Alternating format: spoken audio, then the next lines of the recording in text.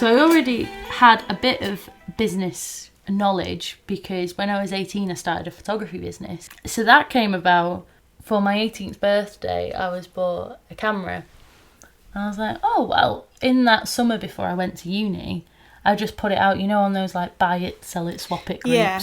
I just wanted a little bit of experience in photo shoots and I put out like a £20 family offer, have a family photo shoot for 20 quid. And I was like, you know what, if I make 20 quid, it's 20 quid more than I thought I'd get. And I got one family kind of like take me up on it. And I did that one and they absolutely loved it. And then they told their friends and they told their friends. Yeah. And then before I knew it, I had like a little community of mums and families that would get me to do their photo shoots. So that was, I mean, talking about side hustles, I was always like already in the business of side hustles because that happened. I kept that going all the way through uni. You are busy. Wow. Yeah. So in third year as well, I kind of became a little bit known doing all of the drama students' headshots.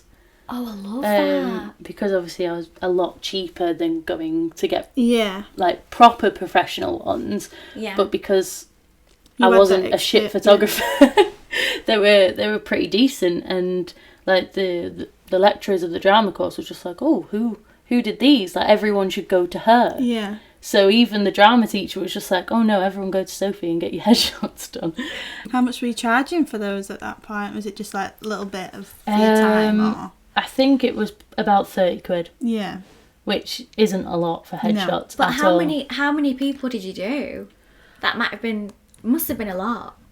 I mean, it wasn't loads and loads because it was, I don't know actually.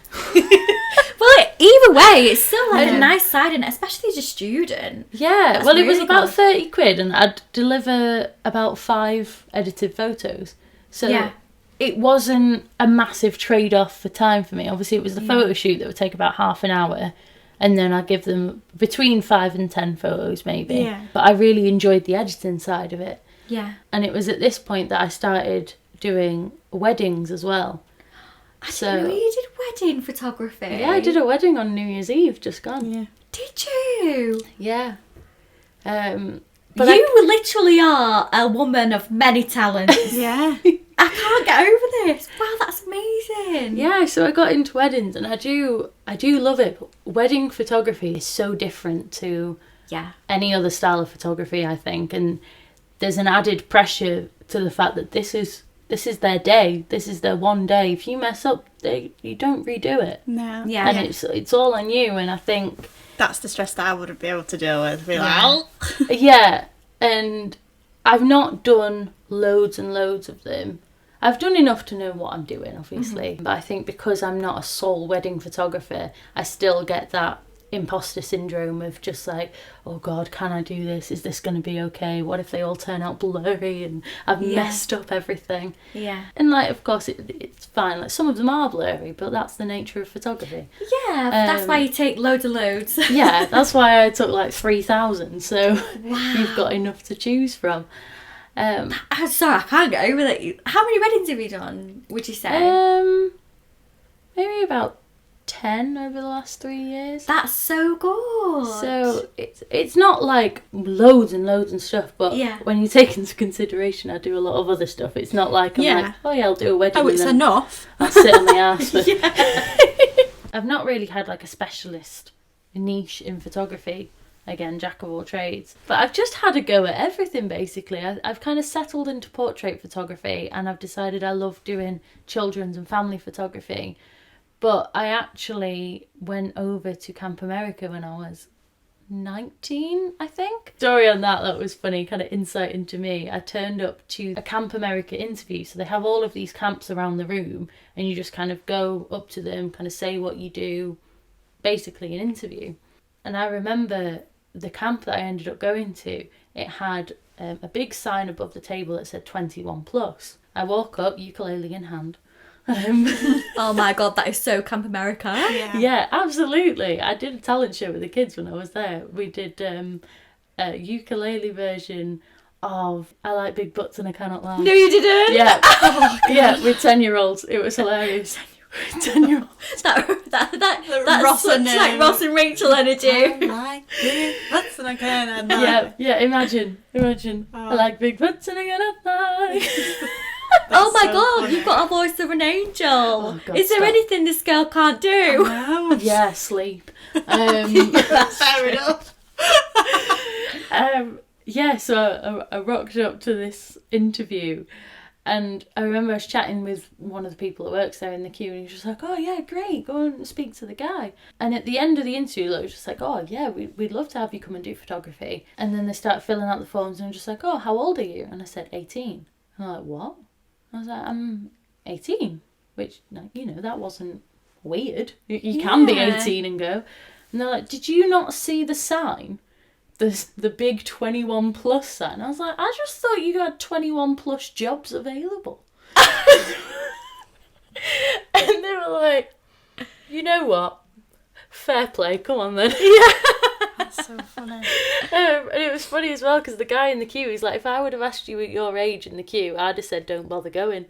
But Really? because he hadn't asked me and I'd just kind of rocked up and they liked me, they were just like, yeah. But the reason was because they have kids there from the age of 6 to 16. They also have, once they're past 16, they can then stay on and be like the waiters and waitresses. But they basically didn't want the counsellors to be too close in age. They wanted there to be like a clear age gap. Yeah. But yeah, I just bypassed the rule apparently. Wow. So you ended up teaching photography? Yeah, so I was a specialist teacher doing photography. So I would teach 6 to 16-year-olds. You get a different timetable each day and you get different kids sign up. Had to find a way to trust 6-year-olds with DSLR cameras while they were running around a field. Oh my god. Did you have any casualties? Surprisingly not, but mentally many. Physically no, mentally a lot. Imagine, and what I used to do with them is instead of like, some of them just picked it because they had to pick something and photography was the one left, but other ones really got into it and loved it, so I'd have to tailor the different lessons to which of the kids that really love it and they want to learn Photoshop and editing, and which are the kids that just want to piss about. Yeah. So the ones Which that is wanted understandable because the kids. Oh yeah, and I ended up making it quite fun because the ones that wanted to piss about, I just would make like a treasure hunt basically. And I was like, right, okay, it's competition now. And you have to go against each other. You've got 10 things on this list. Who can do it first? And this was when like the dab was in height of its, like, Oh, the dab! the peak dab. I forgot Dab about was that. post-planking, wasn't it? Yes. Dab was after planking. Do you Yeah. remember planking? Oh god, pain, ouch. Oh, I see random people lying on things, planking on things. And you're just like, used to plank on the "Fair floors, the other thing I could do. Yeah, so I remember one of the things I put on this treasure hunt was like, get 3 people to dab. So then you got all these little kids running around and they're just like, dab, dab. And then they take pictures of the dab. Ah, I love that. So then they'd be running around and then, it was really fun. It was an experience that taught me a lot because then after Camp America I got to go travelling and then do travel photography. Wow. So yeah, that was like an all-encompassing experience. So you two were the same in that aspect. See, I haven't been on holiday since I was like 11. Oh, that 10, 11. pains me. And it's just not something that I think it's like I have a not phobia you- of, not I used have to, a phobia yeah. of flying. I don't like Wow. planes, like being on public transport, like I don't it's anxiety inducing. And I Yeah. said 2019 before COVID hit, I was like, this year, like I'm gonna like go out and I'm gonna like fight my fears. I'm actually gonna get a passport because I've not had a passport. My passport ran out when I Oh, was you're like, going to need it, yeah. the last holiday was the last holiday, and then like a year after it ran out. So I was like, yeah, I'll do it, and like I'll go, and it'll be amazing. And then since then, I'm like, do you know what? I don't know if I want to. I need to go somewhere close first on a plane, so maybe like Dublin or. Oh yeah, something go like to Dublin. that. Yeah. But yeah, Or you no. could even get like a flight to London or something, half an hour. Yeah, If you just, need it, yeah, you that's can. it. I just want to Yeah. kind of work my way up, but that's what you two have in common is the travelling. Because I'm like, I don't know what to say because I don't travel think- anywhere.